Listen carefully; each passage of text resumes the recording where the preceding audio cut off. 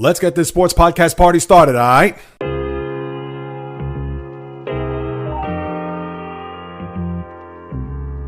The J Reels Podcast. What is happening, my good people? Greetings. How are you? How's it going? How's everybody doing out there? What is the latest and greatest?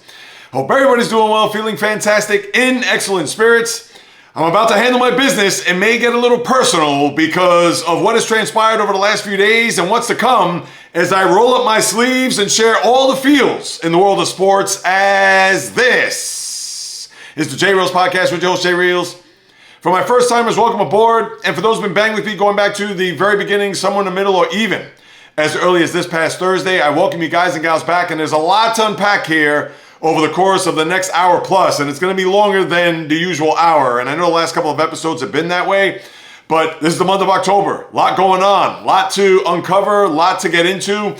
So let's just dive right in, people. And I'm going to start off by saying this. I'm in a very cranky mood. Last night, going to bed around 1 a.m. after the end of that Cowboys-Steelers game, which you know I'll talk about later on, and that certainly didn't sit well with me. So we could talk about that vaunted Steelers defense, and we know who the players are. And yes, kudos to T.J. Watt for getting his 100th sack of all time, second fastest to get to 100. And kudos to him, the beast that he is. They were unable to stop the Cowboys there in that final drive, although they came this close, Landon Roberts. So I'll spare you with that for now. Get into that later on. I have to start off with the baseball, the division series. And I know people are probably sick and tired of me talking about the Mets, but this postseason, they've been the story. Just think about this past week when we look at the Metropolitans from the standpoint of a week ago today, we were talking about a doubleheader that they had to play on Monday to get into the postseason. And mind you, they did win that first game in dramatic fashion. Down 3-0. We talked about this on Thursday's podcast. We know that they had the 6-run uprising there in the 8th inning, followed by the 4-run bottom of the 8th by the Braves, and then the heroics of Francisco Lindor hitting the home run, and then Edwin Diaz getting out of trouble to where they clinched a wild card spot. We all know what happened there. And then they go to Milwaukee where they split the first two games. Second game, that's a game that they probably, I don't want to say should have won. They could have won, but they did not. And then we all know what happened there on Thursday night. Down 2-0 after the back-to-back home runs in the 7th inning. And it looked like the Mets were going to just bow out and go into the night and into the offseason with more questions that need to be answered. But as I texted a friend of mine, and this was in real time on Thursday night, knowing that it was the top of the order and they were down by 2 runs, I texted John Guerrero, my good friend, longtime Met fan, to say, watch the scenario unfold where you're going to have 2 runners on, 1 out, and Pete Alonso is going to come to the plate. And I destroyed Alonso on the podcast prior to this one, to where he had done nothing throughout the month of September, nothing in the postseason, so many contributions from so many other players, except for Alonso. And what happens? He works the count to his 3-1, and he gets one of those wicked changeups that hung in the zone, and he hit it over the right field wall. And all I said was, I got up out of my seat, and I said, oh my God, I can't believe it. And to think, that was just the beginning of what we're going to watch here over the weekend. So the Mets were able to get out of Milwaukee with just one of the more improbable wins that you could ever imagine. And to me, I think it's actually probably ranks as the 3rd biggest game in Met history. Now, of course, this is postseason. We're not going to talk about anything that's happened in the regular season. But when you look at the 86 Mets, you could quibble whether or not that Game 6 in Houston was just as big as Game 6 in the World Series. Now, of course, that was even more huge when you think about it, because they would have gone home down 5-3, bottom of the 10th inning. There was already 2 outs, and we know about the Met comeback, Mookie, Buckner, etc. But you could quibble whether or not that game in Houston, which went 16 innings back and forth, that to me was one of the greatest games, if not the greatest game that I've ever seen as a baseball fan. But this one is probably ranked 3rd. And I got to kudos another big Met fan, James Douglas, who came out and said, hey, where does this rank in Met history? And I said, this is probably the 3rd biggest win in the franchise. So with that being said, now let's get to the weekend. And Saturday, here it was. A former Met, Zach Wheeler, mowing the Mets down. 2 hits throughout the afternoon, both by Francisco Lindor. And then whether it's Jeff Hoffman or Matt Strahm, the two all-stars relievers from the Phillies, how they came in and spit the bit. That's all there is to it. And that was the thing. Another walk by Francisco Lindor. Then you had Nimmo with a big hit, Vientos with a big hit, and all of a sudden it was just a carousel around the base paths to where the Mets scored 5 runs in the top of the 8th inning. As a matter of fact, I think Lindor had a hit. I was actually driving back home. I didn't watch the game live. People would say, Jay Reels, what the hell are you doing? I was actually at my niece's birthday party. We were wrapping up there. And then, of course, traffic coming from Jersey over the George Washington Bridge. So I had to listen to the last 5.5 innings in the car. So as I chronicle this, I know Vientos had the big hit, as we know, that tied the game. Then Nimmo made it 2-1. And then I know Alonso had a sacrifice fly. Also, Marte had a sacrifice fly later on, sandwiched by a big RBI hit by JD Martinez. And the next thing you know, the Mets cruised to a 6-2 victory. They tacked on another run there in the 9th.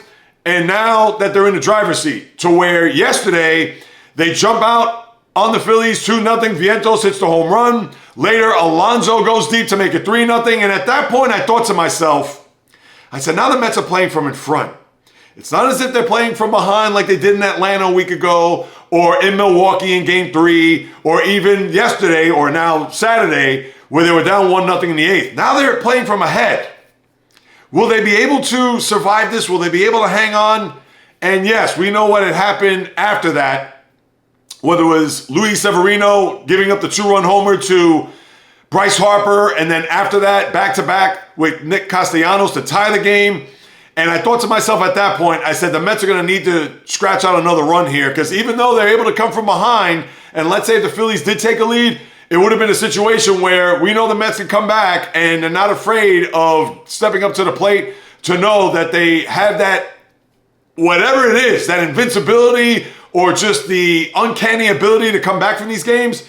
And as it was, Brandon Nimmo, after the 3 runs that were scored by the Phillies, hits the home run, shuts the crowd up, even talks to the Philly dugout and JT Realmuto. I didn't watch the post game because at that point I was in between doing things, getting ready for the Cowboys-Steelers game, which was delayed as we know. But even with them taking a 4-3 lead, and then in the bottom of the 8th inning, really in the bottom of the 7th, that's when Diaz came into the game, and I had no problem with that whatsoever, because he had to face the top of the order in the next inning. So for those Met fans out there, oh, what are you doing bringing your closer in the 7th inning? And I know the broadcast was thinking he cannot get a 7-out save, could he? There's no way he was going to do that unless he was literally mowing the Philly order down.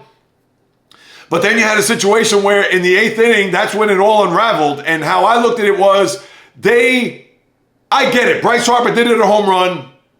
And I understand that you have to watch out with him because we all know he's dangerous.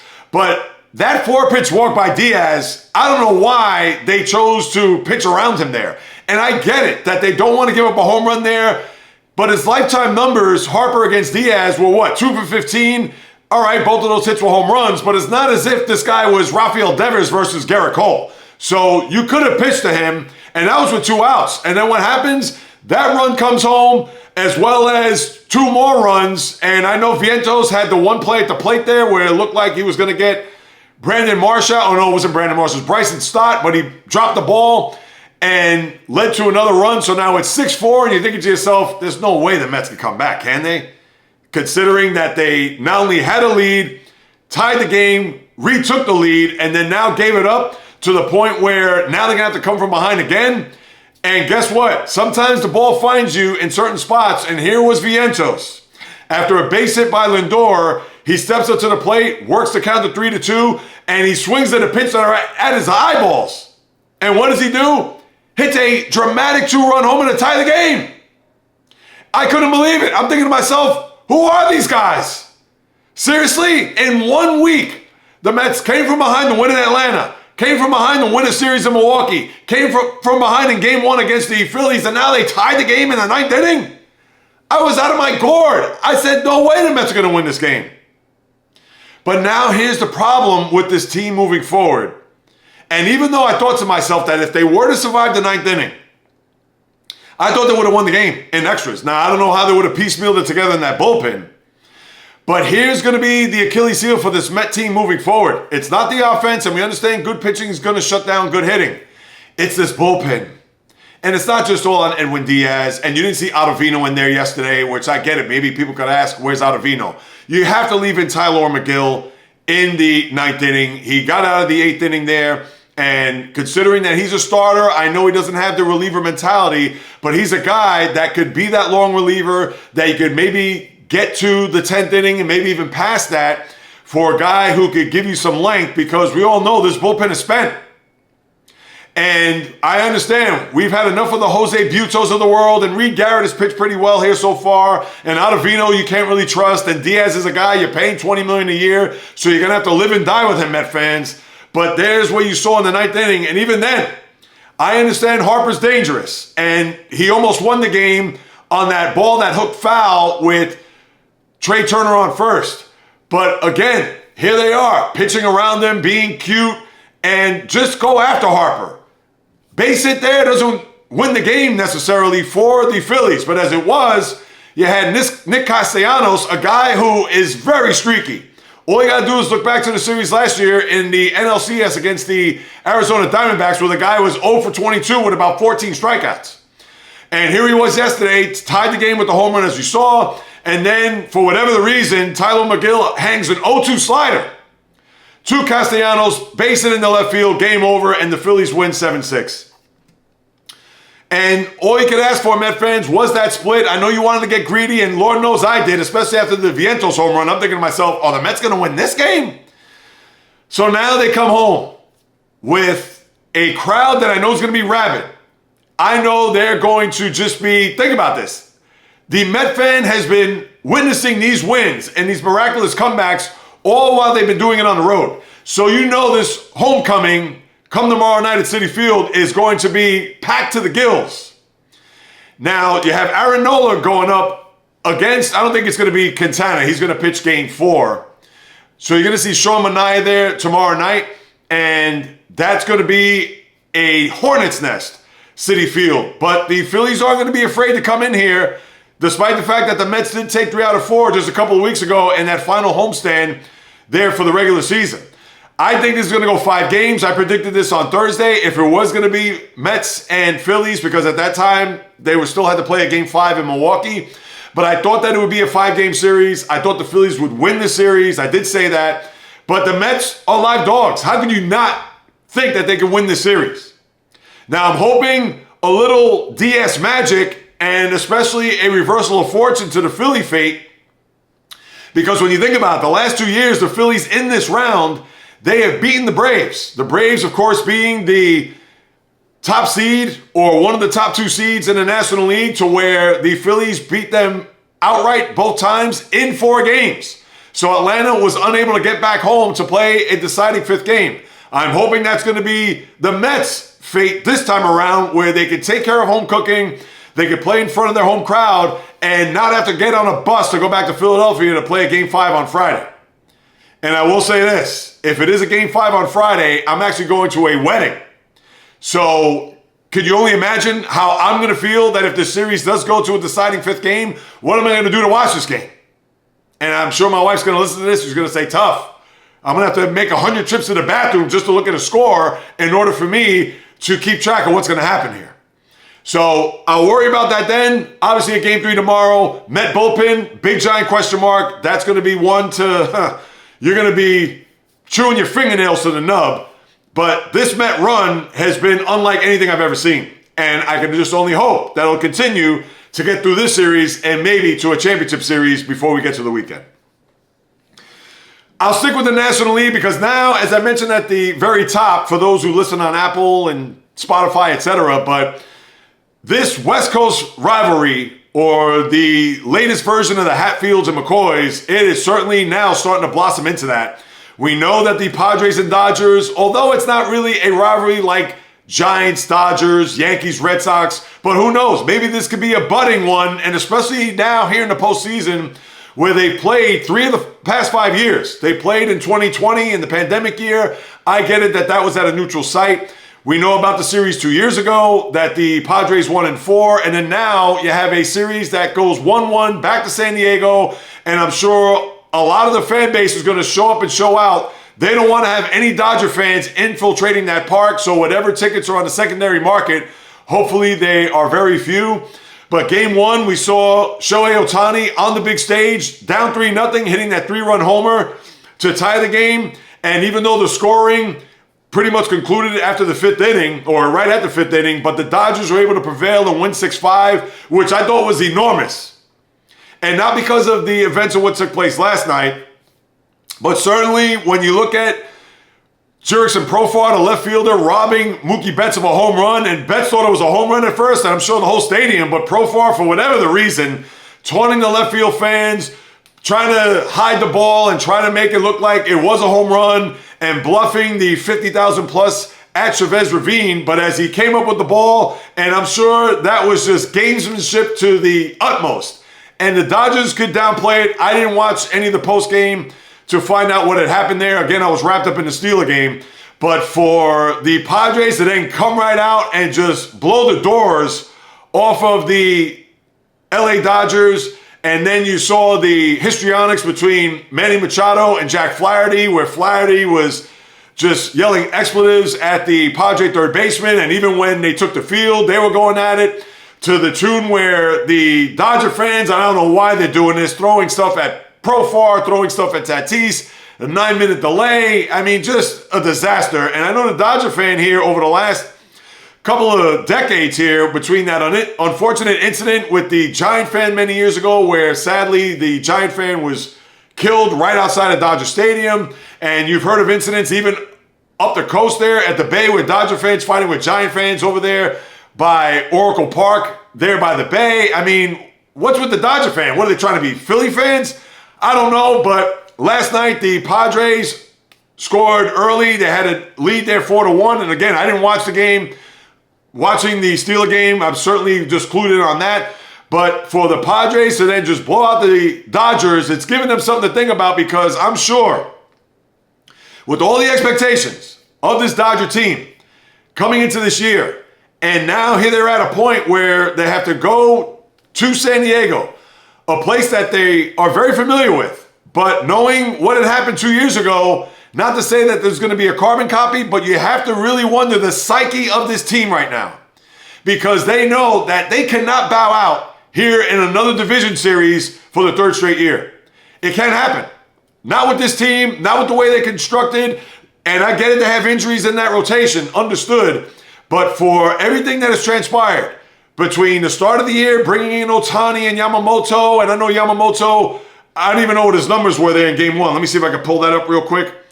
I know he got off to a slow start. I believe he only pitched what? Not as if he had any significant length in this game. Look, 3 innings. Obviously, nothing to write home about. 5 runs in total. So with him, Ohtani, and for them, pretty much World Series victory or bust. Now they're staring at a possible series that could not come back to Chavez Ravine for a Game 5 with a Padre team that is certainly hot as a pistol right now. So that's something to think about. And I think I did pick the Padres to win 4, maybe 5. I forgot. That was Thursday. I have to go back and check. But I thought that the Padres were going to have a lot of length here. And they are going to be a very, very tough out here moving forward. Now, as far as the American League goes, now they've only had 1 game, and they played both of their games on Saturday. I'll start off with the Guardians and Tigers.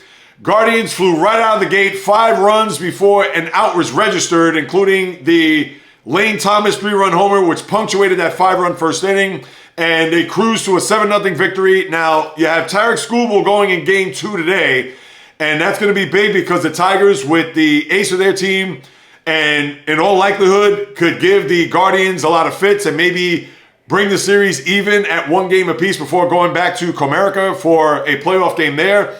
But for the Tigers, we figured that even with the 2 wins that they had to open up the wild card round against the Astros, to go to Cleveland, and of course those are 2 AL Central teams who know each other pretty well. But for the Guardians, you have to wonder whether or not. Now I get it. Tigers are due to lose. They were due to come down here a little bit. But the big question that I have with this Guardian team, are they going to have any length? Meaning, will we see them deep into October, meaning a 6th or 7th game at least in the next round, meaning the championship series. And in all likelihood, they probably will face the Yankees when it's all said and done. And we know the history between them, whether it's Indians, Yankees, or even Guardians, Yankees for that matter. And that's how I look at this team, because there were just a couple of the Yankees as far as the standings go in the American League.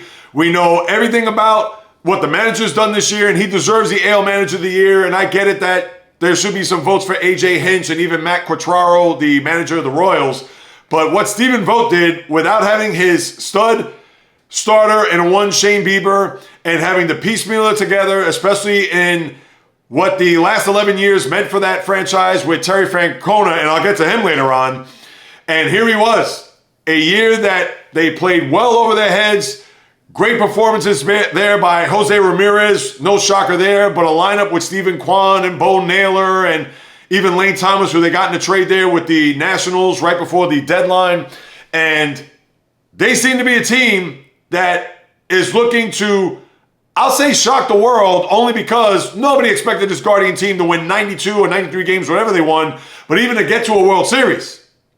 So this team that has been in the postseason here over the last half decade, 2020 in the pandemic year where they got swept by the Yankees in a wild card, 2022 where they beat the Rays in the first round before losing in a 5-game series to the Yankees. So now let's see, can they take the next step? Can they dispose of the Tigers? Today will be a tough task. I picked the Guardians to win this series. I think I gave the Tigers a game, but let's see if the Tigers could draw even and make it a series, because if they go down 0-2, you don't think that they're going to be able to get out alive there in the Motor City and bring it back to Cleveland for a deciding 5th game. And then the Yankees, I'm going to say barely won. That's a little too strong. But they had to fight tooth and nail to win this game. And the first person I'm going to look at here is Garrett Cole. Now, I understand this is not a Royal team that is George Brett, Frank White, who wasn't a big offensive player, Darryl Porter. This isn't the 70s or even the 80s teams of the Kansas City Royals, which won a World Series in '85. But Garrett Cole had to work hard just to get to 5 innings, and as it was, he did not pitch great, and it's not had a big year. I know he had the shoulder injury the first couple of months of the year, but if this Yankee team is going to have championship aspirations, he cannot pitch the way he did against the Royals. And that's number one. Number two, Aaron Judge. First inning, has second and third, nobody out. What does he do? He strikes out. Went 0 for 4 in the game, and I don't want to pick on Aaron Judge, but he's a guy that's going to have to really step up here, because he can have all the big-time regular season numbers in the world and have the 62 home runs that he had 2 years ago. And what did he do in the postseason? Squat. 0. Zilch. Yeah, he may have had a couple of home runs here and there, but nothing that impacted the postseason to the point where, oh, geez, Aaron Judge is on fire. You got to stay away from him. And then the Yankees, with that 1-0, Gleyber Torres hit the 2-run homer. He's actually had a pretty decent second half for him. And I still wouldn't re-sign him if I'm Brian Cashman or even Aaron Boone. I would not want to have him back on my team, if you ask me. Have one of the young guys, whether it's Oswaldo Peraza, have him play second base. You have Volpe there at short, and that's it. Let Gleyber go elsewhere. But for the Yankees to then have to work out walks to get runs, and that's kudos to the lineup, but they certainly didn't show you their muscle. They certainly didn't show their indomitable spirit when it comes to being the Yankees and trying to beat up a team that's much lesser than them, not only just in the payroll but in the lineup. And I understand that the Royals have players. We know about Bobby Witt Jr. and the Michael Masseys of the world and the Vinny Pasquantinos, and give it up for MJ Melendez, who's not really a power hitter, but he hit a 2-run homer there to make it 3-2 and made things interesting throughout the course of the evening there in Game 1. But to me, if they don't get Game 2 today, the Royals, you can forget about it. I would see the Yankees maybe even sweeping them. If not, maybe I'll give the Royals 1 game, which I did on Thursday's podcast. But the Yankees, very unimpressive. To me, nothing to really write home about. And we could talk about, all right, well, they had the 6-day layoff. Well, how did that work for the Guardians then? So I don't want to hear that they were rusty. They certainly did not perform to what the Yankee fan had expected them to perform. But a win is a win. You don't throw it back. And this is a big thing, because if the Yankees would have lost that game, your season could have been riding on Carlos Rodon tonight. And Rodon, I got to see him. And I think he'll pitch well against the Royals. But with Rodon, you never know. he'll go 3 2/3, and you have to go into that Yankee bullpen with Marcus Stroman coming out there to be the long guy out of the bullpen, and you're going to question your $162 million hurler to whether or not he's going to have the goods here, not only just for this series, but and beyond if you do get past the Royals. So that's just something else to throw out there. But I think the Yankees will be fine for everything that I just said about them. And that's your picture so far here in the division series. Looking forward to seeing what's going to transpire here over the course of this week and obviously till Thursday's podcast, which we'll reconvene and reassess everything that's happened here throughout the early part of this week. And yes, a shocker came down a couple of days ago in Major League Baseball where Terry Francona, who stepped down as the Guardian manager last year and had to attend to his health, and we all understand that he's had a lot of injuries over the last few years and even health scares and had to miss games last year and was not there patrolling the dugout as the Guardian skipper. Well, for whatever the reason, I guess he has a clean bill of health. He's missed being a manager there in whichever dugout that may be, and he stays in state. He goes from Cleveland to Cincinnati to helm the Red job, and that was a surprise because we know that the ownership there in Cincinnati is not only frugal, but they seem to be irascible on top of that, and who knows the relationship that Francona had, or maybe they decided to say, well, if we're going to try to get to the next level, forget trying to get a low-level guy or even someone that will work with us as far as the analytics and have that collaborative effort. We figured let's just bring a guy who has a pedigree, who has a resume, that he'll just come on in and he'll reshape the structure, the culture of this organization, and you picked a great guy. If you're Cincinnati and the Red Faithful, you have to be doing handstands right now knowing that you're going to have Terry Francona as your manager moving forward. And I think he signed a 3-year deal. I have to go back and check that. But that's what you have with the baseball, and kudos to the Reds for bringing him in on board. All right, now let me put on my helmet and shoulder pads. I got to go on a breakneck speed, people. If not, this podcast will be 2 hours because there is a lot to get into. NFL. A wild NFL Sunday yesterday. You had bye teams that were not on the schedule for the first time this go-around on the schedule. And to me, it boils down to 3 teams that I'm looking at here as I take a sip of water. 3 teams I look at here yesterday, and you have to really think long and hard whether or not these teams, at the end of the day, meaning at the end of the regular season, are they going to be around in the postseason picture? Now, of course, this is just food for thought. I would think 2 of these 3 teams will somehow, some way make it in, although one I think is in big-time danger. And I'm going to start off with the first game in London yesterday, the New York Jets. Can I start off by saying this? If you're a Jet fan, and I don't know why Woody Johnson, and just goes to show you that Woody Johnson knows nothing about football, knows nothing about this team organization, and he can laugh at me all he wants to say, well, who are you? You're just some podcast host that you wouldn't even know how to pick players out of a lineup. He may be right about that. That's why I'm not a GM. But guess what? I bet you I've been following the Jets a lot longer than he has. Because those green and white uniforms, I love the older uniforms of the Joe Namath era that they've been wearing for many years, that they brought back after the 97 season, if you recall. That year in 98 where they went to an AFC Championship game. The vintage classic Jet logo on the side, the white helmet with the stripe down, and of course the stripes on the shoulders. Those are the Jet uniforms. Those Jet uniforms I see now, to me, what they represent, futility. I see Richard Todd, I see Pat Ryan, I see Ken O'Brien, I see those Jet teams. Those Jet teams had done nothing. And yes, we can look at the 82 Jets that went to an AFC Championship game, but we know what happened in the Mud Bowl down in Miami. The 5 interceptions from Richard Todd, the 3 by A.J. Dewey. To me, those uniforms represent that era of Jet futility.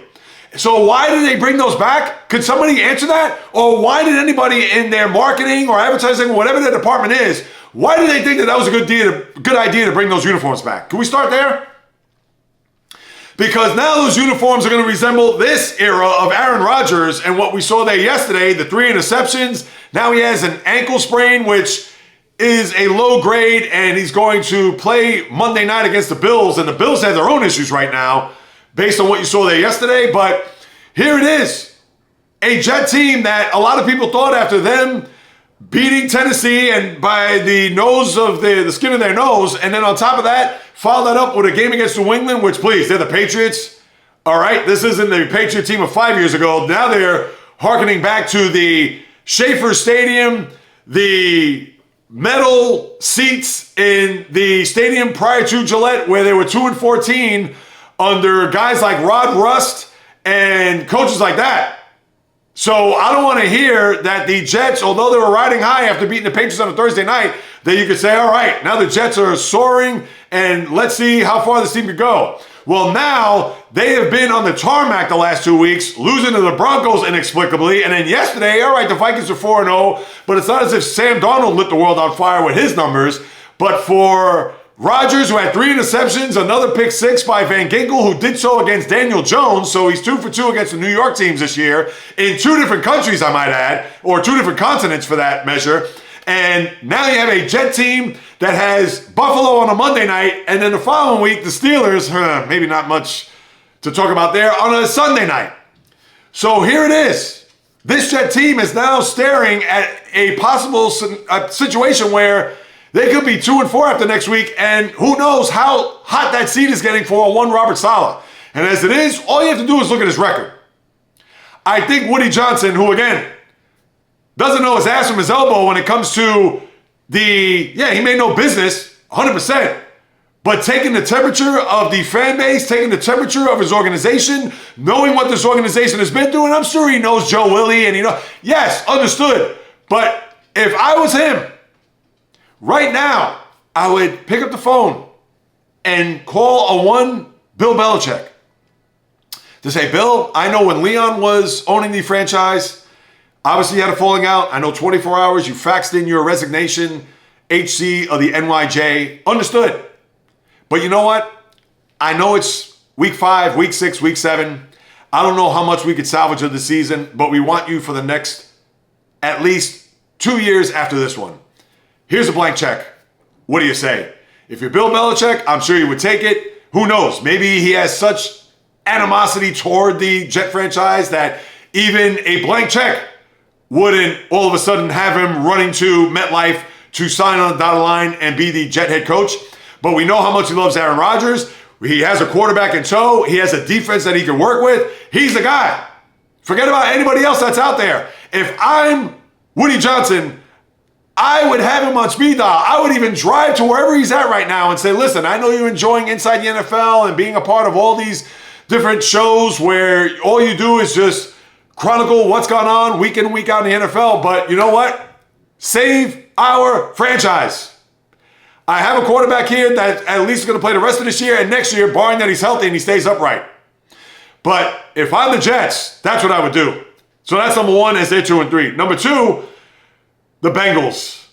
That was a typical Bengal loss that you've seen from years ago, how they had a 10-point lead in the fourth quarter and they spit the bit. Joe Burrow throwing a bad interception to Marlon Humphrey, who I've killed in the past. Now, granted, I could have caught that ball, but that was a terrible throw by Joe Burrow. But they tie the game. It goes into overtime. And just when you thought the Ravens on the opening drive were going to go for a field goal, fumble by Lamar Jackson. They recover the ball, the Bengals, and you're thinking, oh my God, they're in great shape. Now, they had an attempt, a long field goal there by Evan McPherson, who signed the big money and has been a money and clutch kicker. But in one of the biggest spots of the Bengals season, knowing that they could have crawled closer to the AFC North, where at the time we didn't know the Steelers' fate, but they could have won a huge game against a division opponent in their building. And what happens? McPherson shanks one wide left, and then Justin Tucker, after a big run by Derrick Henry up the left sideline, kicks the game-winning field goal, 41-38. Now the Ravens are really cooking, as they're tied for first in the division with the Steelers and the Bengals. Now, I get it. Last year, you look at a Ram team that was 3-6 and they made it into the postseason. To me, that's more of a product of the NFC being very top-heavy with San Francisco, Philly, Dallas last year at that time, and Detroit. And all the other teams were just pretty much fighting and just jockeying to see who was going to get 6 and 7 in the conference. But for the Bengals, this is a loaded AFC, as we know. And even though there are some teams that are starting to come back to the pack a little bit, but the Bengals, are they going to click at all? And even for Joe Burrow to say we're not a championship level team, No shit, to be quite frank. And for Burrow, who threw that interception, it all starts with him. I understand we as a team and you play as a team, but come on. That was just a terrible throw in a spot that the Bengals had no business being in. And that was just a bad loss. And I don't know if they're going to make it out alive here as far as getting back to the postseason, considering that they weren't in the postseason last year. And then the Niners, another terrible loss at home. And it was 100 degrees there up in Santa Clara. But for the Arizona Cardinals and for Kyler Murray, and what a job by them to come from behind. And we know that the Niners are a team that loves to play out from in front. But for them to just, and Brock Purdy did not have a good game. I know an attempt on that last drive, he got picked off there after getting hit there, getting sacked. But that was another shocker. And with them being 2-3 at this point, and this is one that you're really going to have to wonder whether or not Christian McCaffrey, is he going to be 100% healthy at any point, having to nurse that calf injury? And he's a running back, people, so it's not as if he has an arm or just some injury that, all right, maybe it comes and goes. If it's not healing now, I'm sure it's going to heal at some point, but what's going to happen when he's out in the open field and he's trying to cut and he's trying to, speed past a secondary or a linebacker? You think that thing's not going to crop up and pop up to where he could be done for the year? And yes, give it up. Jordan Mason's done a nice job here, and Mason had that big fumble, which really turned the trajectory of the game, because as they were about to go in for a score and pretty much ice the game, he fumbled the ball, and going the other way around is where the Arizona Cardinals were able to get the field goal. And even though they had a last-ditch effort to see if they could get themselves in field goal range, but that wasn't the case. And I mean, think about this.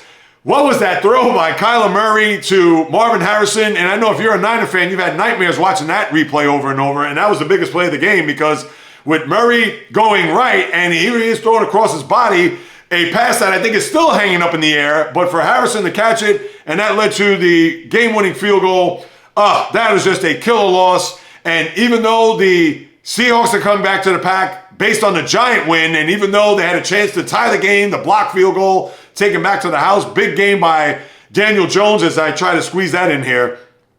So the Giants have saved their season again after losing to Dallas at home. And now, like I said, the NFC, who knows where that playoff picture is going to end up, especially when it comes to those final few spots. And granted, that's still months away from us. But Seattle now has lost 2 games in a row. Arizona's now won 2 games in the division, so kudos to them. And then the Rams losing at home to Green Bay, where the Rams, we know they're the walking wounded, but they're 1-4, but a division that is still gettable. And they haven't played the Seahawks as of yet. So even with them at 1-4, if they could get healthy in some way, shape, or form, and even though they did lose to Arizona in the desert, but they do have a win against the Niners, even the Rams aren't out of it there in the NFC West.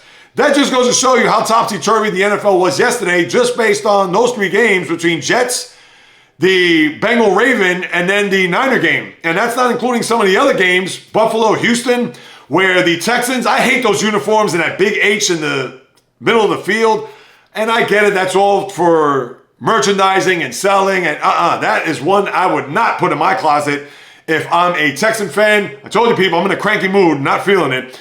But for the Texans, they were able to stave off a loss there. And with Josh Allen throwing 9 for 30, 9 completions in the day on the game. But for Kaimi Fairburn to kick that 59-yard field goal, no surprise there. These kickers now, look, between Brandon Aubrey kicking from 65, and I tell you, these kickers aren't like the kickers of yesteryear, where attempting a 52-yard field goal, let's say a 55-yard field goal, maybe 20 years ago was a big-time risk. You didn't have kickers that have these legs the way they do today. So the Texans were able to get out with a 23-20 win. Now the Bills have lost again, 2 in a row, both on the road against teams that, think about it, when it comes to tiebreakers, if the Bills do win a division, right now it looks like they could be 4th, because they still have to play Kansas City down the road, and let's see how that unfolds. But they've already lost to Baltimore, and they've already lost to Houston. So they lose tiebreakers there. And if they lose to Kansas City, think about this. If they don't have a better record than any of those teams, they could be the 4 seed in the AFC. That just goes to show you how loaded the AFC is in comparison to the NFC. So you had that game. You had the Jaguars win a game against the Colts where they finally get off the schneid, and that was a huge win for them at home against a division opponent. I didn't follow this game closely, but I know it was back and forth, tooth and nail between the AFC South competitors. And one more time, who knows how Doug Peterson would have survived if they would have lost that game. And as I pull that up here, for the Jaguars to have the game that they had where Indy came back, and that was a wild fourth quarter when you think about it. Oh my goodness, as I'm looking at it here. The Jaguars had a 20-10 lead going into the fourth quarter, and all you saw, and this has to be a record now that I think about it, all you saw was a 41-point fourth quarter by both teams, 24 by the Colts and 17 by the Jags on Trevor Lawrence's birthday, I might add. But they got the field goal there with 17 seconds to go, and they wiped their brows and are thankful to not only win a game, but get out of Dodge with that W under their belt as the Colts came roaring back from a 34-20 deficit with 5 minutes to go, I might add. And I'm sure there had to be something along the lines there, a turnover or something to where maybe a 3-and-out to when the Colts got the ball back and they were able to tie the game there late. And Joe Flacco is looking like his old self with his numbers, 33 for 44, 359 yards, and 3 touchdowns. Where's that Jacksonville vaunted line, and even their pass rush with the one Josh Allen? Obviously, they didn't show up with Flacco on the center, so you had that game, which was a wild one. And then a couple of others that I have here, too. I know I talked about Giants and Seahawks there briefly with how that unfolded. I'll just get this out of the way. Dolphins, they were able to get out of New England alive, and I understand you had the touchdown catch there in the back of the end zone, but 2 feet were not down. In fact, both toes were in, but the right heel did touch the end line to where the Patriots were unable to get their second win of the year, and that was a tough break because if that would have been a win by the Patriots, then forget about it. Miami season, which to me is already out to sea as it is to begin with, but for them to overcome a loss like that in the final seconds, obviously that was not to be the case as they were able to get out alive with that victory. And that was Jalen Polk, the receiver, who came down on the end zone or in the back of the end zone there out of bounds where the Dolphins survived that win against the Patriots up in Foxborough. All right, give it up for Caleb Williams, 304 yards. I get it. It was against the Carolina Panthers as they win 36-10. So now they're 3-2 so far in this year, and DJ Moore had 105 receiving yards. These are some games I'm just going to trim the fat. How about Denver? 3 wins in a row. Bo Nix now looking like the guy coming out of Oregon where the head coach, Sean Payton, was hoping that he would develop into. Now the Raiders are a mess. Antonio Pierce, I don't know. He talked about there's going to be some business decisions. Well, what's going on there between flip-flopping Gardner Minshew, Aiden O'Connell, bad losses to Carolina at home? All right, you're in the Mile High Denver. Not to say that you had to win the game, but at least be competitive. That certainly wasn't the case as the Raiders are now, who knows where they're going to end up this year. But Denver now at a respectable 3-2. Jaden Daniels, the Rookie of the Year, you might as well just give it to him right this very moment. But now some MVP talk early on this year. 4-1, leading the NFC East as they dispose of the Cleveland Browns. And the Browns, I picked them as an over. And man, you talk about a bad job looking at that. But hear me out, people. We know about their defense. Myles Garrett, the reigning Defensive Player of the Year. And we've talked about how their defense is good under Jim Schwartz, the defensive coordinator, and what they did last year. And they had 4 quarterbacks compile 12 wins last year and made it into the postseason. So I'm thinking with Deshaun Watson, you would think with him being a guy that has had some success in the league, albeit with the Houston Texans, which might as well have been 50 years ago, because ever since the trade, the suspension, him trying to get acclimated again, he has regressed so badly. And this is coming from a guy, their head coach, Kevin Stefanski, who is a good offensive mind. This isn't a defensive-oriented coach where he doesn't know anything about offense, where he's just drawing up plays and giving them to Deshaun to say, hey, do what you can, this is all I have, and let's see where it goes, and let's throw it to the wall and see if it sticks. Deshaun Watson, this guy has just been awful. I feel like here's a guy that they have no choice. There's even been rumblings about maybe Jameis Winston coming in to be a guy that's going to come off the bench. But how could you do so when you're giving this guy $230 million guaranteed? And that's the Browns for you.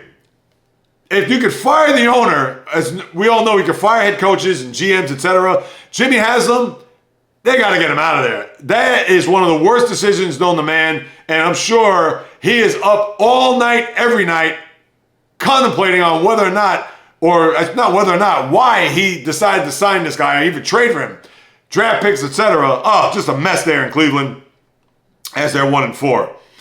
And, all right, I guess I got to get to this game now. Let me see. Did I get through all the games? The Thursday night game was a good one, Tampa and Atlanta. I didn't watch it because I was engrossed in the Met-Brewer Game 3. But Kirk Cousins, 509 yards. That was a huge win for the Falcons as they started the year. For their first 5 games in their building, they're now 3-2, tied with the Tampa Bay Buccaneers in the NFC South. And as it is right now, they have the tiebreaker, so they're in first place. We'll see what happens tonight. New Orleans and Kansas City, where Derek Carr was familiar with playing in Arrowhead, whether or not that they could muster up some offense to be competitive with the Chiefs. Now, the Chiefs have their own issues because it's not as if they've been lighting the scoreboard up, despite the fact that they are 4-0. So who knows? That could be a pretty decent Monday night game, unless this is going to be the night where the Chiefs are just going to put up a 30 spot before you can blink, and next thing you know, you're going to have a snoozer for a Monday night football game. Now, the last game, and let's just get right to it. Let me see, did I cover all the games? Yes. Cowboys-Steelers. Didn't start till 9:45 because of a lightning storm. First half was boring to say the least. What was it, 3-3 at the half? I even forgot because your boy right now is half. It was 6-3. Yes, they got the field goal there in the latter part of the second quarter. Or it's midway through. Now, the game ended at 1 a.m. Here's all you got to say. If you're a Steeler fan, you didn't sleep like I did, and compound that with the Met loss. I had a great sports day yesterday. But for a Cowboy team that had come in with no Micah Parsons, no DeMarcus Lawrence, they lost players left and right. Their left tackle was out. One of their linebackers was out. And it's not as if they had Jay Novacek, Alvin Harper, Michael Irvin, or Emmitt Smith in their backfield. And no offense to these guys, but Rico Dowdle and Jalen Tolbert. All right, they had CeeDee Lamb, who had 4 catches, including a beautiful tiptoe catch there in the first quarter. But he only had 1 catch in the second half, was a non-factor in the game. So kudos to Terrell Lawson, the defensive coordinator of the Steelers, for that job that they did on CeeDee Lamb. But come on, Dowdle, Jake Ferguson, who's a good tight end, so I'll give it to him. He had made some big catches, especially on that final drive. So I'm not going to put this all on the Steeler offense, who, again, had to dredge up and scratch and claw just to get 17 points and a risky shovel pass to Pat Freiermuth that they got the touchdown there late in the fourth quarter, but they were unable to hang on as the Cowboys, pretty much the final 4 minutes and, 36 seconds, went down the field. They got into the red zone and were on the door knocking at the goal line to where Landon Roberts had the biggest hit there where Rico Dowdle fumbled, and thankfully Dak Prescott, Johnny on the spot, was there to recover the fumble there with Cameron Hayward. And if he would have recovered that fumble, Hayward that is, that would have been a remarkable goal line stand. That would have been almost an improbable win. And Dak Prescott, who did have 3 turnovers. And to think, Steelers were +3 in the turnover battle, and what happened? They still lost the game. They were unable to get Jalen Tolbert, and I know Deshaun Elliott did his damnedest to try to strip the ball out of Tolbert's hands. And in the previous play, as they went to Tolbert on that 3rd and goal, I think he got hit in the groin. And you could see he was slow to get up and even had to call a timeout because he was unable to line up there for the final play there on 4th and goal from the 2. But Prescott was able to find Jalen Tolbert. He made the catch, and even as he was getting brought to the turf, and Deshaun Elliott did whatever he could to try to strip it, knock it out, but Tolbert showed his strength, got the touchdown. Just a gut check of a win for a Cowboy team that needed it in the worst way, considering what the Commanders did earlier on in the day. And that is just a bad loss, and I don't want to hear it about the Steeler defense. I do not. Because what you saw there against the Colts, all right, they were due to give up 27 points, 17 points early, all right, fine. But again, that was Joe Flacco, I might add. And then on top of it, yesterday, again, the Rico Dowdles and the guys like that, Jalen Tolberts, this is not your daddy's Cowboy team that won 3 Super Bowls in 4 years in the 90s. I don't want to hear it. That was a time for the Steelers to make a stop. And I understand that Landon Roberts had a shot to ice the game there with that fumble. But for them to go up and down the field, Dak Prescott, I understand he threw 2 bad interceptions, both in the red zone. And for him to get out alive in that game. No, actually the other one was it wasn't in the red zone. The other was the fumble in the red zone where TJ Watt got his 100th sack with Nate Herbig on that one play, I believe, in the first quarter. But bad interception there in the end of the first half. I don't know where he was throwing to. Dante Jackson got the pick there. The other was Joey Porter there late, which led to the touchdown at 17-13. But I don't want to hear that Steelers defense anymore. And I know they're dinged up too. Nate Herbig is out. No Alex Highsmith. But find a way. Get it done. Do what you can. And they were unable to do so against the Cowboy team there last night. So that's your NFL. Let me see. One thing I did miss the other day, and I'll spend quickly, and I should spend more time on it, and this was a couple weeks ago, so I'm remiss in my error here. Mercury Morris, the famed Dolphin running back, won those back-to-back Super Bowls there in the 70s. I know he passed away there at the age of 77 a couple of weeks ago. Again, that famed undefeated team, as we all know, the backfield with Jim Kick, Larry Zonka, Bob Greasy. We know the teams, if you're old enough to remember. But I had to give him his due, and I know he had some rough times there after his playing days. Cocaine trafficking, was released there after serving some time, was going to serve up to 20 years, only served 3 years. But thoughts, prayers, and condolences go out to the Morris family, the Dolphins, NFL, etc. Again, I know I'm 2 weeks late to this. My super bad there, but I had to bring that up. Now let me get to the college football, because if you thought yesterday's NFL was wild, woo! College football said, you ain't going to be able to top this. Now, where do I go with all these upsets? I guess I have to start with Alabama, and I'm going to try to go through this quick, people, because I could talk about this forever, only because I want to try to make this a tidy hour and 15 minutes, and right now, it's already reaching over 50 minutes as I speak. But I'll start with Alabama. I don't know if that was a little bit of a hangover after beating Georgia and what happened there in Tuscaloosa the week before. But Vanderbilt came to play, and that was historic because it was the first time they beat a number 1 program or number 1 team in the nation. Haven't seen that. And Vandy, of all teams, in their building, 40-35. They had to hold off a late surge there by Jalen Milroe and company. But Alabama, they went from, think about this. Alabama, I believe, were 5th in the country prior to the game against Georgia. They leapfrogged Ohio State, Oregon, Tennessee to get to number 1. And where do they end up today? Not 4th, not 5th, 7th. But here it is. Bad loss. I get it, Vandy.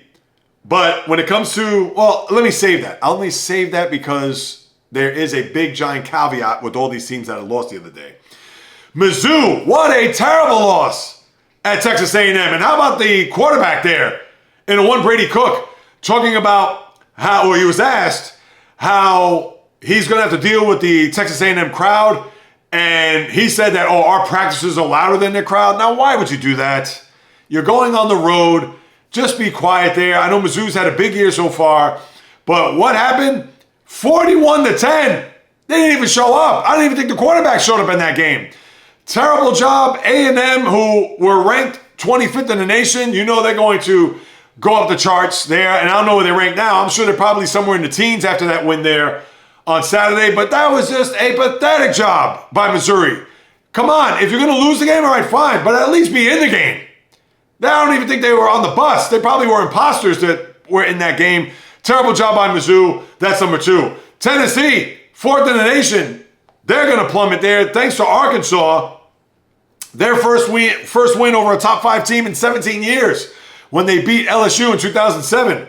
And give it up. Malachi Singleton, who's a backup quarterback, scores a touchdown there, an 11-yard touchdown with a little bit over a minute to go. And then, next thing you know, the Volunteers trying to hang in there, fall short. I believe they had a field goal there late to try, which was missed. And the next thing you know, everybody's running onto the field. Same that you saw there at Vandy, where I believe they took the goalpost and they brought it to a river. I don't know, some urban legend like that. Maybe it's not an urban legend. I know I'm stretching that a bit. But yes, that's how much of a party it was in Vandy. The same in Arkansas as they beat Tennessee there, 19-14.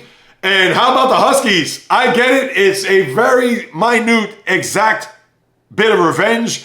But revenge nonetheless, as the Wolverines go to the Pacific Northwest and they lose 27-17 to the Huskies as the championship matchup between Washington and Michigan. A far cry from what we saw there in January.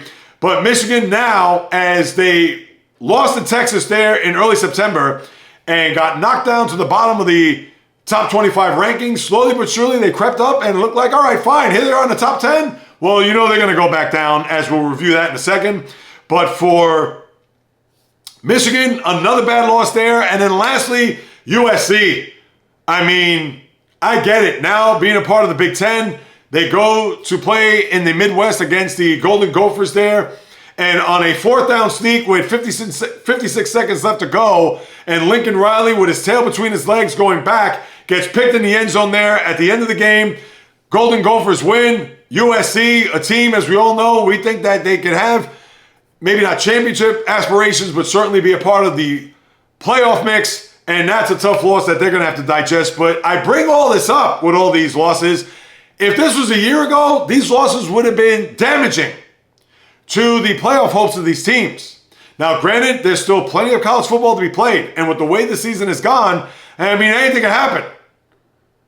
But right now, with these teams that have gotten one win or one loss under their belt, Michigan now 2, and that's going to be, they're probably going to face another loss here. I get it. The Penn States of the world who are now moving up the ranks, and even though Penn State I can't trust as far as I can throw them, but Michigan, a third loss, are they going to be able to make it in? Probably not. And even though Tennessee and Missou and Alabama, one loss, they're going to be okay by the time you get to the end of November. That we'll have to wait and see. But having a loss here in early October is one that they could have another loss, but the third loss could be the one that can knock them out of this playoff picture.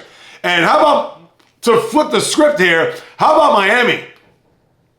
Miami's ranked 8th in the country.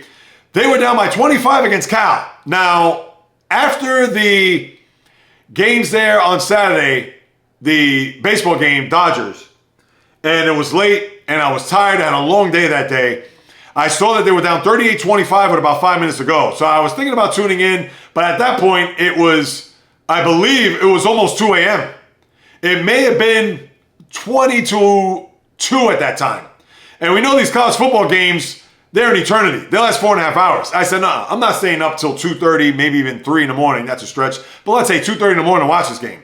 And as it was, I missed a fantastic comeback as they won 39-38. Miami, who did not fall by the wayside, unlike the other teams that are heavily ranked and had gotten upset throughout the course of Saturday afternoon and into the evening. So now as we take a look at the big picture, and again, I'm only looking at the top 12 teams. That doesn't automatically mean that because they're in the top 12 that they would automatically be a part of the playoff. But now Texas is back to being number 1, followed by Ohio State and Oregon. And boy, that is going to be a doozy Saturday night. And I'll talk more about that on Thursday's podcast. Penn State now 4th, Georgia 5th. The next 5, Miami, Alabama, Tennessee, Ole Miss, and Clemson. Now they're in the top 10 after beating Florida State. No biggie there because Florida State, they've been out to sea. Iowa and Notre Dame, they're tied for 11th. And then LSU, if you want to say they're 13th or 12th, you could quibble about that. Those are your top teams in the nation right now. And let me see, the teams that are on the outside of that, let me take a look outside of LSU. I'm just going to go to 3 or 4 teams after that. BYU, Texas A&M, now look from 25 to 15, and Utah. And this is after they lost last week at home to Arizona. So that's what you have there with the college football. It's going to be riveting here, especially with these teams having some wiggle room that if they do lose a game, they can afford to lose another. But we know the committee, they may look long and hard to say, I don't know, we may not pick this 2-loss team, but we may pick this 2-loss team instead. Or who knows, will you get a 3-loss team, but it's playing in the SEC? Let's say Georgia. They still have to go to Texas, which is in a couple of weeks, and they got to go to Ole Miss. Could they lose one of those games or both of those games? Quite possible. So we'll certainly continue to keep an eye on that as we move it along.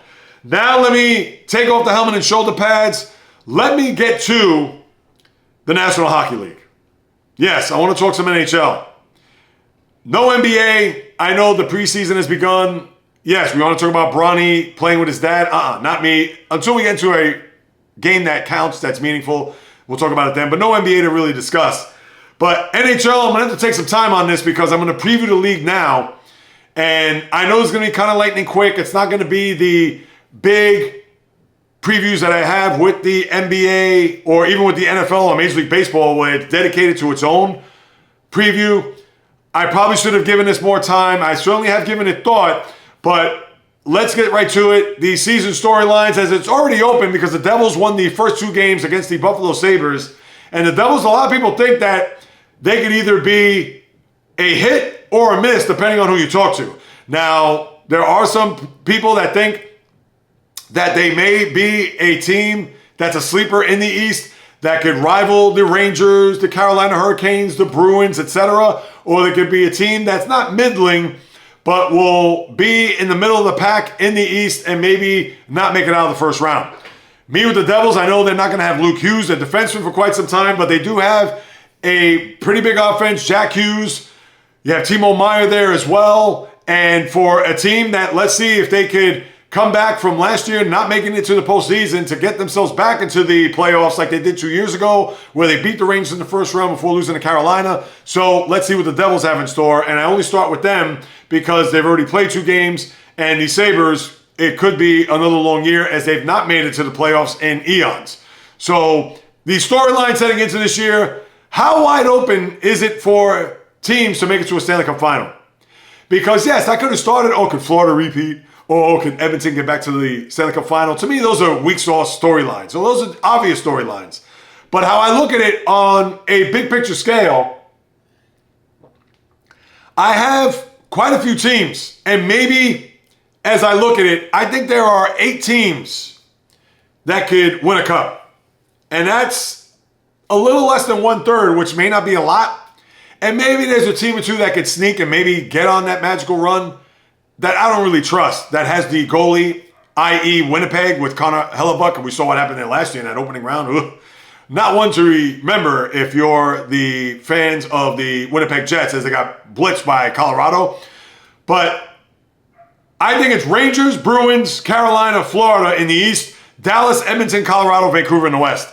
Could I say Vegas? I don't know. Vegas is also one of those teams that although they won a cup 2 years ago, but they could be a team that's going to excel and maybe get back there, or one that's going to be like what you saw last year, where they may have enough to get into the postseason, but do they have enough to go on a long playoff run and get back to a final? So that is my first storyline. And Rangers, we know the year that they had last year, getting to a conference final, losing. Boston, with Jeremy Swayman, who they just inked on the dotted line, 8 years, $66 million. They traded Linus Ullmark to Ottawa. Of course, they had some guys leave and one Jake DeBrusk, but they also brought people back like Linus Endholm. I want to make sure I get his name right. And I know I'm probably saying it wrong right now. You know me with these names. And that's, Elias Lindholm. I said Linus. I'm thinking of Linus Ullmark. Elias Lindholm, he comes back this way. So I think the Bruins, they've had two very good years back-to-back, especially the record-setting year 2 years ago that we all know. But I think the Bruins also could be a threat here in the East, as well as Carolina. Carolina, we know, they've also made some wholesale changes. Jake Guentzel goes to Tampa right now, and Tampa could be one of those teams that could lay in the weeds and be on the come-up, but I think they're a little bit too long in the tooth, if you ask me. Steven Stamkos's gone in Nashville. They have a lot of tread on that tire with guys like Victor Hedman, even someone like Nikita Kucherov, who we understand is an MVP caliber player. Andrei Vasilevsky, who's had injuries here over the years, but maybe not as stellar as he was 2, 3, 4 years ago when they were winning cups. So although Tampa, I know they're going to be formidable, but I don't know, are they going to be that cup team? I don't see it right now. But then you also have Carolina, who's made those wholesale changes, but still is also a formidable team, but can't seem to get over the hump to get to a conference final. They did do so 2 years ago, but they lost to the Panthers, as we know. And then there's Florida. And with what they've been able to do, I think that Florida, they certainly are going to be a team that everybody's going to gun for to try to see if they could get back to a cup final. Now, mind you, they've been to back-to-back cups already. So there is already a lot of miles on their legs. And especially last year when they had a 3-0 series lead against Edmonton and they came all the way back to fight a tooth-and-nail Game 7 to where the Panthers prevailed and won a cup. So keep that in mind, as I don't think the Panthers are going to go back to a cup this year if you ask me, but they're going to be one of the top teams. Out west, Dallas, they were that close. And no, they were not that close from getting to a Stanley Cup considering what the Edmonton Oilers did. And Edmonton we know, and I'm going to get to them in a second. But Dallas, with their goaltender Jake Ottinger, and a cast of characters that we all know, the Jason Robertsons and Jamie Benns, led by those guys.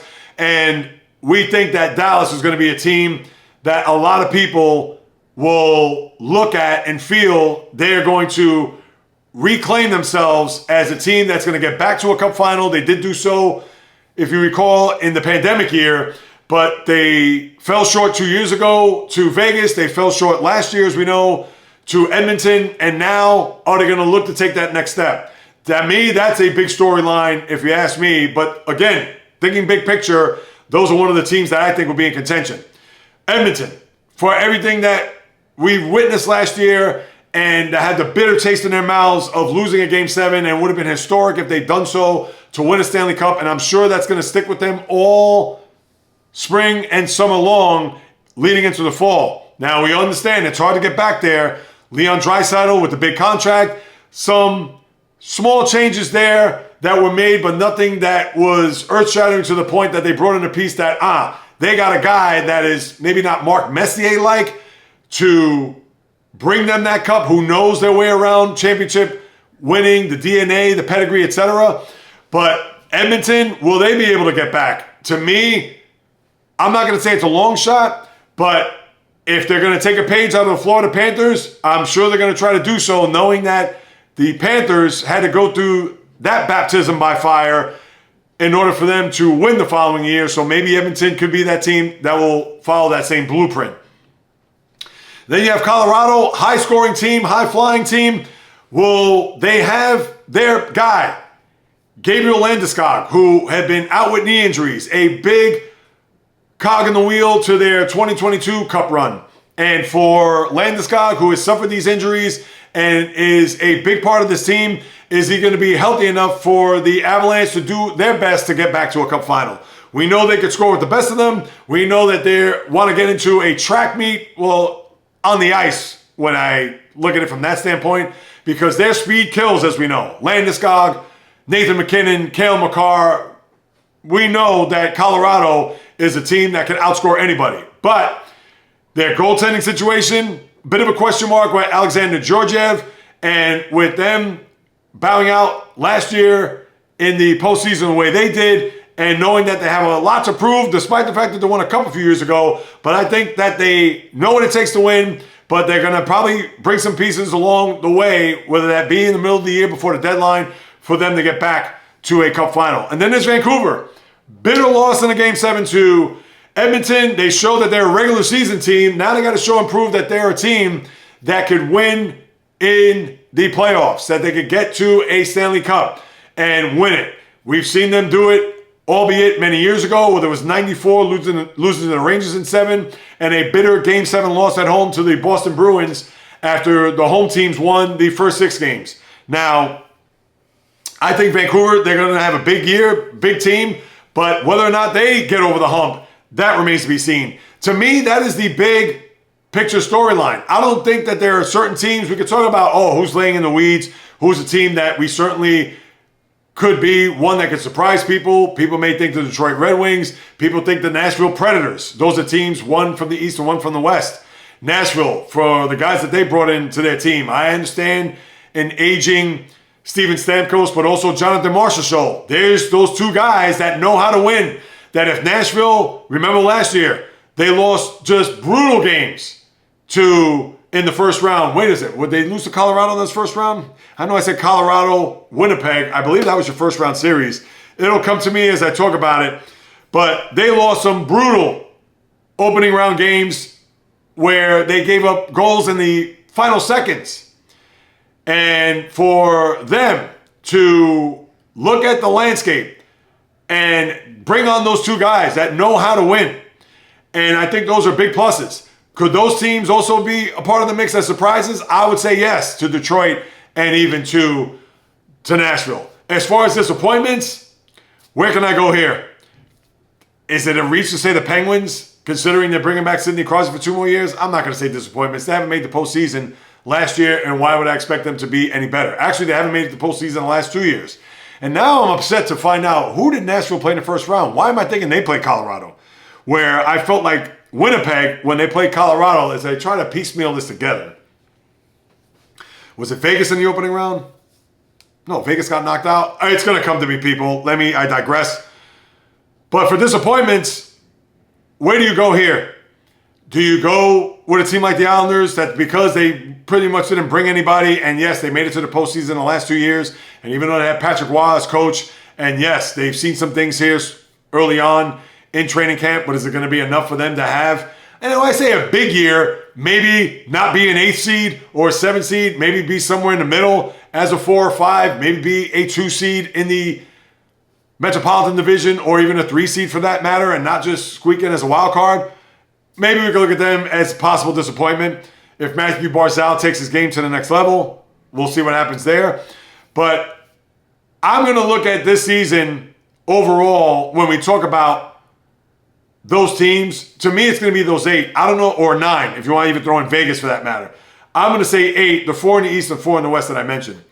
And who your Cup finalists from there, which I'll get to in a second, is, you can tell me anybody. You could tell me it's Boston, Edmonton. You could say Carolina, Vancouver. You could say Florida. You want to say Florida, Edmonton, another rematch? Fine by me. Florida, Dallas, Rangers, Edmonton, which everybody would sign for, or even Rangers, Colorado. Any one of those combinations, I'm sure will do.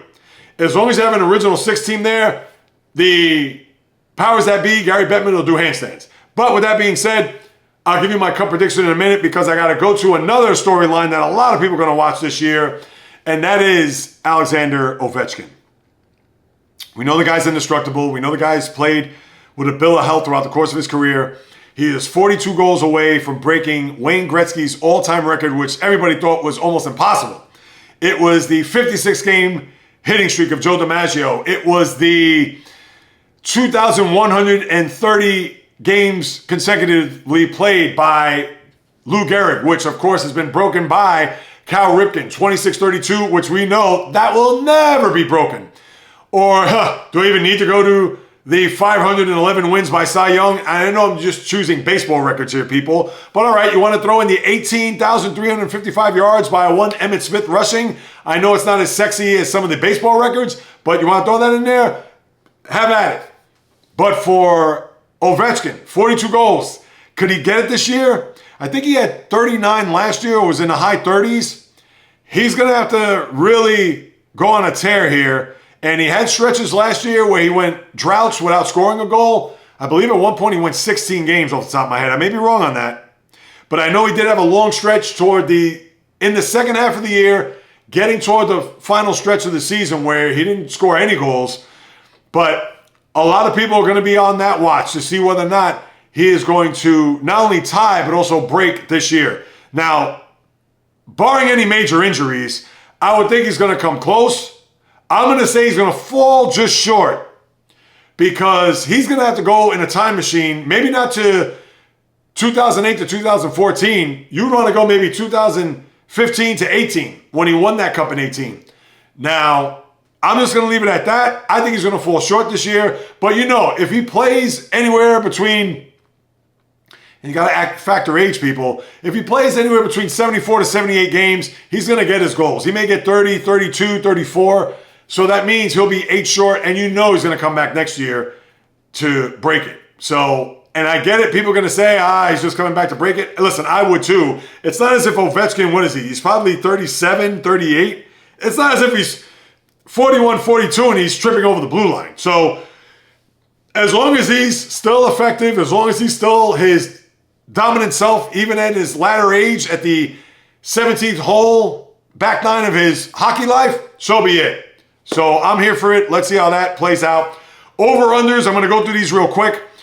For the year, I picked 3 overs, 3 unders, and these are point totals, not wins, people. I'll start with my overs. Bruins 99.5 and Nashville are both 99.5. Rangers are 100.5. I know they're all kind of clumped together with their win total. Boston, because I think this is do or die for Jim Montgomery, the coach. 2 years ago with that record-setting year, and then having to watch the former coach, Bruce Cassidy, win a Stanley Cup in the process. And then last year, getting into a second round, but not getting out of that. And even with some of the changes that they made, and I talked about earlier, and with Swayman now in the fold, I think that they could have a big year. I think they'll eclipse 99.5 in a heartbeat. And the same thing for Nashville. Because of the imports of Marchessault and Stamkos. Now, Stamkos got a wonder. He's had knee issues. And again, a lot of mileage on those legs.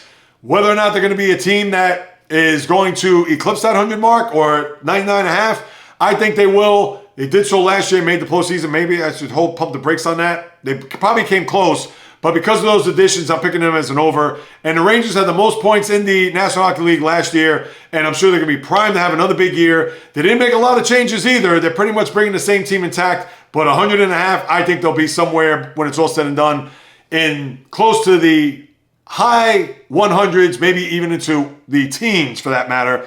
So we'll see what happens there. My unders, sorry to say, Pittsburgh Penguin fans, 90.5 is an under. They have not made the postseason the last 2 years. Sidney Crosby, I get it. This could be the final 2 years of his career.